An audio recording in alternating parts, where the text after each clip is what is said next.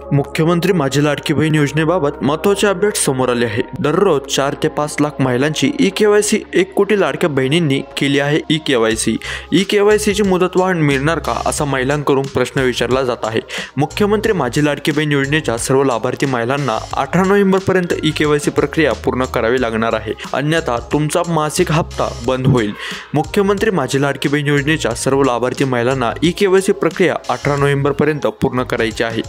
E-KYC पूर्ण करण्यासाठी आता 5 दिवसांचा वेळ शिल्लक राहिला आहे। लाडकी बहीण योजना महिला व बालविकास विभागाकडून जुलै 2024 पासून राबवली जाते। या विभागाच्या मंत्री आदिती तटकरे यांनी दररोज 4 ते 5 लाख महिलांची ई-केवायसी प्रक्रिया ही वेबसाईटवर पूर्ण होत आहे। आतापर्यंत साधारणपणे 1 कोटी महिलांची ई-केवायसी पूर्ण झाली असल्याची माहिती आदिती तटकरे यांनी दिली। यासोबतच ज्या महिलांच्या वडिलांचे किंवा पतींचे निधन झाले आहे त्यांना येत असलेल्या अडचणीवर देखील मार्ग काढला जाणार असल्याचं त्यांनी सांगितलं। नेमकं लाडकी बहीण योजनेची वेबसाईट कोणती आहे आपल्या डिस्क्रिप्शनमध्ये तुम्हाला वेबसाईट मिळून जाईल। त्या वेबसाईटवर जाऊन तुम्ही ई-केवायसी करून घ्यायला पाहिजे। सकल महिलांसाठी वेबसाईटमध्ये तांत्रिक बदल होणार आहे।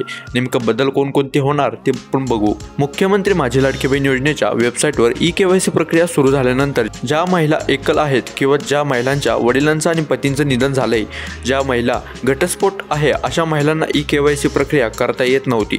अखेर महिला व बालविकास विभागाने त्याची दखल घेतली। आदिती तटकरे यांनी अशा महिलांसाठी वेबसाईटमध्ये तांत्रिक बदल करणार असल्याचं सांगितलं आहे। त्यांच्या पतीचं निधन झालं आहे, त्यांच्या वडिलांचं निधन झालं आहे किंवा घटस्फोटित असतील म्हणजेच एकल महिला असतील त्यांच्यासाठी वेबसाईटवर काम करत आहोत। या महिलांच्या पतींचं किंवा वडिलांचं निधन झालं असेल तर त्यांचं मृत्यू प्रमाणपत्र अपलोड करणे आणि घटस्फोट महिलांसाठी घटस्फोटचे कागदपत्र अपलोड करण्यासंदर्भात वेबसाईटवर काही बदल करण्यात येत आहेत, असं आदिती तटकरे यांनी सांगितलं। मुख्यमंत्री माझी लाडकी बहीण योजनेच्या पात्र महिला लाभांपासून वंचित राहणार नाहीत यासाठी काम करत आहोत। 18 नोव्हेंबरपर्यंत ई-केवायसी प्रक्रिया करायची आहे। जो मधला कालावधी पाऊस झाला, मराठवाडा, पश्चिम महाराष्ट्र, कोकण, उत्तर महाराष्ट्रात अतिवृष्टी झाली, त्या पुराच्या परिस्थितीत अनेकांना कागदपत्र गमवावी लागली। त्या संदर्भातील निर्णय घेणं, मुदतवाढ देणे हे आम्ही निश्चित करणार आहोत। कोणत्याही पात्र लाभार्थी वंचित राहणार नाही याची दक्षता नक्कीच घेणार असल्याची आदिती तटकरे यांनी माहिती दिली।